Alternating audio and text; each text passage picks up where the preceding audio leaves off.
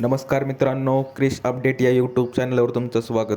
तर मित्रांनो, सध्या विधान परिषदेची निवडणूक लागलेली आहे आणि त्या निवडणुकीसंदर्भात आपण माहिती पाहणार आहोत. तर सध्या विधान परिषदेच्या स्थानिक स्वराज्य संस्थेच्या ज्या जागा आहेत विधान परिषदेमधल्या, त्या विधान परिषदेमधल्या सध्या आपण पाहणार आहोत की लातूर, बीड आणि उस्मानाबाद या 3 जिल्ह्यात एक जागा आहे आणि त्या जागेसाठी काल दिनांक 1 जून 2026 पर्यंत 9 फॉर्म आलेले होते आणि त्या या विधान परिषदेच्या म्हणजेच लातूर, बीड आणि उस्मानाबाद या जागेविषयी आपण फॉर्म कोणी भरलं आणि कोणी जिंकू शकतं ह्या निवडणुकीच्या विषयी सर्व माहिती आपण या व्हिडिओमध्ये पाहणार आहोत. तर माहिती पाहण्याच्या अगोदर मित्रांनो, तुम्ही जर पहिल्यांदा चॅनलवर आला असाल तर चॅनलला सबस्क्राईब करायला विसरू नका, जेणेकरून लातूर, बीड, उस्मानाबाद या विधान परिषदेच्या जागेचे सर्व लेटेस्ट अपडेट तुम्हाला लवकरात लवकर या चॅनलवर तुम्हाला मिळून जाईल.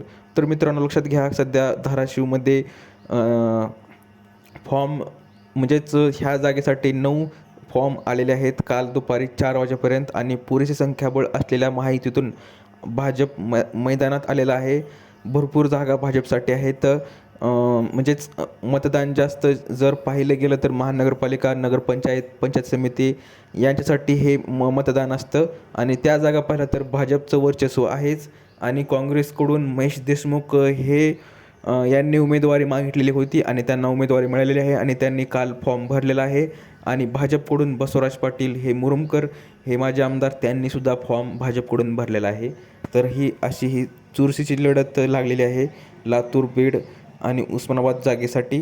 तर उस्मानाबाद, लातूर, बीड विधान परिषद मतदारसंघासाठी आपण पाहू शकतो की सोमवारी दुपारी मुदत संपण्यापूर्वी 9 जणांचे फॉर्म दाखल झालेले आहेत आणि अखेरच्या दिवशी भाजपचे उमेदवार बसवराज पाटील, काँग्रेसचे उमेदवार महेश देशमुख यांच्यासह इतर जणांनी आपले अर्ज दाखल केले. 2 जून रोजी या अर्जाची छाननी होणार आहे आणि त्यानंतर 4 जून रोजी दुपारी 3 वाजेपर्यंत अर्ज मागे घेण्यासाठी मुदत ठेवण्यात आलेली आहे. स्थानिक स्वराज्य संस्थेतील मतदाराकडून जे विधान परिषदेवर निवडून देण्यात येणारा लोकप्रतिनिधी बनण्यासाठी मतदारसंघात मोठी चुरस पाहायला मिळत आहे.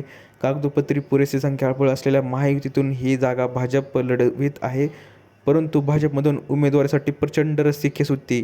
त्यात अरविंद पाटील निलंगेकर असतील, बसवराज पाटील असतील किंवा अजून 2-3 उमेदवार हे इच्छुक होते फॉर्म भरण्यासाठी, लढण्यासाठी, परंतु बसवराज पाटील मुरुमकर यांना ही तिकीट भाजपने दिलेलं आहे. आणि सध्या आपण पाहू शकतो की 2 वर्षापूर्वी भाजपात दाखल झालेले माजी राज्यमंत्री बसवराज पाटील यांना उमेदवारी जाहीर झाली आहे आणि दुसरीकडे मागच्या टर्मला राष्ट्रवादीसाठी सोडलेल्या या मतदारसंघात यावेळी काँग्रेसने कमबॅक केले आहे आणि काँग्रेसने ओरिसा राज्य प्रभारी राहिलेले जिल्हा परिषद सदस्य महेश देशमुख यांना मैदानात उतरवले आहे. तर आपण पाहू शकतो की काँग्रेसचा विश्वास आहे की भाजपचा कमबॅक प्लॅन की सध्या आपण पाहणार आहोत की काँग्रेसकडून महेश देशमुख यांनी 2 अर्ज दाखल केले आहेत. त्यांच्याकडून एकही डमी अर्ज भरला गेला नाही. दरम्यान भाजपच्या बसवराज पाटील यांनी 4 अर्ज दाखल केले आहेत. शिवाय भाजपने बॅकअप प्लॅन म्हणून अर्चना गंगणे यांचे अपक्ष म्हणून 2 अर्ज भरले आहेत. नाराजांशी संपर्क साधणे सुरू आहे काँग्रेस. तर काँग्रेस उमेदवार महेश देशमुख यांनी अर्ज दाखल केल्यानंतर पत्रपरिषद घेऊन या निवडणुकीत संख्याबळाला फारसे महत्त्व नसल्याचे सांगितले. आपली लढाई भाजपातील केवळ एका गटासोबत आहे. इतर नाराजी गटांशी संपर्क सुरू असल्याचा दावा त्यांनी केलेला आहे.